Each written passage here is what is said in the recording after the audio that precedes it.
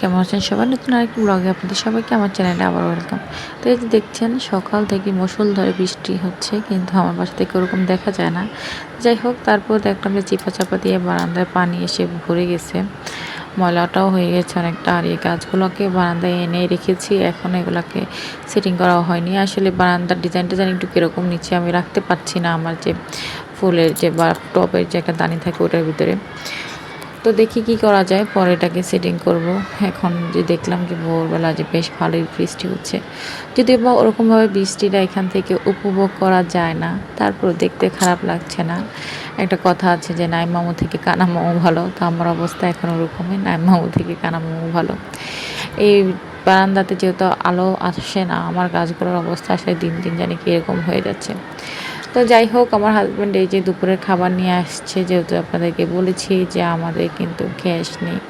তো এখানে আজকেও কাচ্চি বিরিয়ানি নিয়ে আসছে, এখানে এটা নাকি গরুর কাচ্চি। তো খেতে কিন্তু আলহামদুলিল্লাহ বেশ ভালোই ছিল। আমি এতটাও আশা করিনি যে এতটুকু ভালো হবে, পরে দেখলাম না বেশ ভালোই। তো যেহেতু তার অপারেশন পরের দিন সকালবেলা, রাতের বেলা সে নিয়ে আসছে এখানে কলিজা। সে বলতেছে যে অপারেশন হওয়ার পরে অনেক দিনই তো এটা খেতে পারবো না, তো আমাকে একটু কলিজা ভুনা করে দাও। তো এখানে কলিজাটা আমি ঘরে সিদ্ধ করেছি, তারপরে দেখি গ্যাস চলে গেছে। দেন বাড়িয়ালি আন্টির বাসা থেকে যে কোনো রকম একটু রান্না করে নিয়ে আসছে, অনেকটা ঝাল হয়ে গেছে যেহেতু আমি বুঝিনি। আর সাথে ডিম সিদ্ধ তো ছিল, সাথে খিচুড়িও রান্না করেছিলাম। তো ভাবলাম আচ্ছা থাক, বেচারা অপারেশন আগে একটু খেতে চেয়েছে, রান্না করে দেই, কারণ অপারেশন হওয়ার পরে অনেক দিনই এগুলো খেতে পারবে না, ডাক্তারের নিষেধ থাকবে। তো এর জন্যই মেনলি আমি রান্না করেছিলাম। তো আলহামদুলিল্লাহ সকালবেলা কিন্তু এরকম খাবার হলে জমে যায়। তো আমার খিচুড়িটা আবার ওই দিন মশলা একটু কম হয়ে গিয়েছিলো, আর কলিজাতে মশলা একটু বেশি হয়ে গেছিলো। আসলে তাড়াহুড়াতে রান্না করেছি, তাছাড়া অন্যের বাসায় যেয়ে রান্না করেছি, একটু শাই ফিল হচ্ছিল যে কি না কি ভাববে। কিন্তু আন্টি নিজেই বলেছে যে যেহেতু বেচারা খেতে চেয়েছে, তুমি এসে রান্না করে যাও, ওনাদের এলপি গ্যাস আছে। তো আমি যেহেতু নতুন বাসা এখন নিয়েছি, আমি এখনও এলপি গ্যাসটা নেই নেই, আর দেখি কি করি আর কি। তো আলহামদুলিল্লাহ খেতে কিন্তু বেশ ভালোই হয়েছে, এতটা খারাপ হয়নি। একটাতে কম মশলা, একটাতে বেশি মশলা মিক্স করে খেলে বেশ ভালোই লাগে। তারপরে এই যে আম কেটে নিলাম, দুজন মিলে এখন আম খাবো। তো আমটা এগুলো খাচ্ছিলাম। তারপরে বিকেলবেলা আবার বাসায় অনেক গেস্ট আসছিল, তো ওনাদের জন্য আম, মালটা, তারপরে আমার হাজব্যান্ড আবার জিলিপি নিয়ে আসছিল, আমি যেহেতু পছন্দ করি।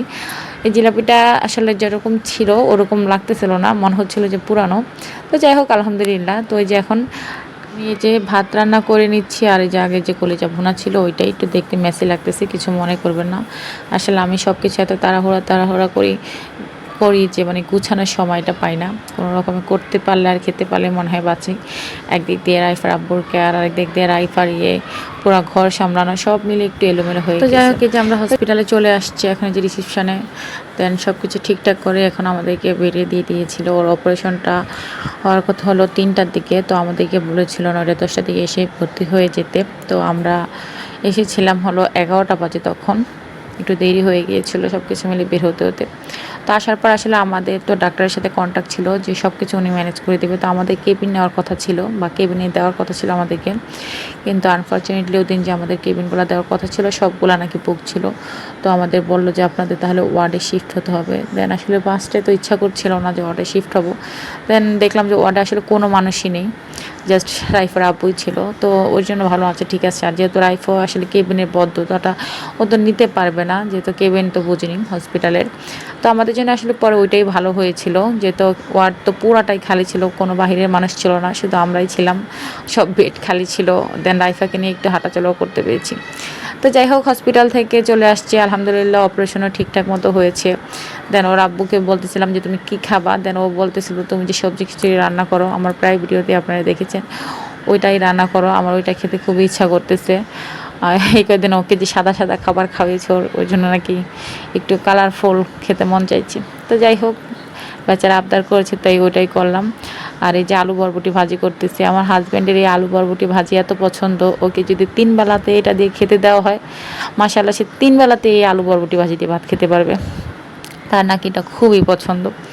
তো এখানে যে আলু বরবটি ভাজি করতেছি, দেন সকালবেলা ওর জন্য খিচুড়ি রান্না করছি, দেন ডিমটা আজকে ভেজে দিয়েছি যে আজকে একটু চটপটা রান্না করেই খাওয়াই। এই কয়দিন তো একটু সাদা সাদাই খেয়েছে, আর আমি আসলে মোটামুটি একটু সাদা সাদা সাদা সাদা বলতে ওরকমও না, মানে একটু ঝাল মশলা কম দিয়ে রান্না করার চেষ্টা করতেছি এই কাজে। তো এই জন্য ওর আবদারে যেটা চেয়েছিল সেটাই রান্না করে দিলাম। আর এখানে যে পাশে দুপুরের জন্য আলু বরবটি ভাজিও বসিয়ে দিচ্ছিলাম। আসলে রাইফা আমাকে ছাড়া থাকতেই চায় না, ওকে রেখে আমার এই যে অল্প একটু রান্না করি এটাতেই অনেক বেশি কষ্ট হয়ে যায়। কারণ ও কান্না করে, প্রচণ্ড কান্না করে, এই সেই না, সবাই বলে যে কান্না করলে করুক, তুমি কাজ করুক, কিন্তু ও এরকমভাবে কান্না করে যে মানে ওকে রেখে আসা যায় না। মানে ওর বাবাও পরে বলে আচ্ছা থাক, তোমার কাজ করা লাগবে না, তুমি ওকে রাখো। আর যারা অ্যাকচুয়ালি সরাসরি দেখে তারা বুঝে যে ও কীভাবে কান্না করে। তো এই যে আমার আলু বরবটি হয়ে গিয়েছে, এটাকে একটু ভাজা ভাজা করব, কারণ ওর বাবা একটু ভাজা ভাজাটাই পছন্দ করে। আর ভাত রান্না করব আজকে দুপুরে, আর ওরকম তেমন কিছু রান্না করব না। তো আসলে এই রান্নাগুলো আমি সব সকালবেলায় করে নিচ্ছিলাম, যেহেতু আমি বললাম দুপুরে আমাদের পাশে ওরকম গ্যাস থাকে না। দেন এই যে সকালে নাস্তা রেডি, চিয়া সিড, দেন ফুলের ভুষর বাবার জন্য। তারপরে এই যে আমাদের স্পেশাল যে খিচুড়ি, সবজি খিচুড়ি, সাথে ডিম ভাজা, মালটা, সালাদ, আজকে এগুলাই খাবো সকালবেলা। দেন দুপুরে রান্নাও তো মোটামুটি হয়ে গিয়েছে। ভাতটা আমি রাইস কুকারে দিয়ে দিব, এই জন্য ভাতটা আর রান্না করলাম না। আর তরকারি সব রান্না করা তো হয়ে গেছে। তো যাই হোক, আজকে ভিডিওটা আর বড় করলাম না, আজকের মতো এতটুকুই। আমার ভিডিওটি যদি একটু ভালো লেগে থাকে প্লিজ একটা লাইক দিবেন। আপনাদের একটা লাইক আমাকে অনেক বেশি ইন্সপায়ার করে। আর কমেন্ট করে জানাবেন যে কার কার এরকম সকালবেলা খিচুড়ি খেতে ভালো লাগে। আর আমার চ্যানেলে যারা নতুন আছেন তারা প্লিজ আমার চ্যানেলটি সাবস্ক্রাইব করে আমার সাথে থাকবেন। আল্লাহ হাফিজ, আসসালামু আলাইকুম, ভালো থাকবেন, সুস্থ।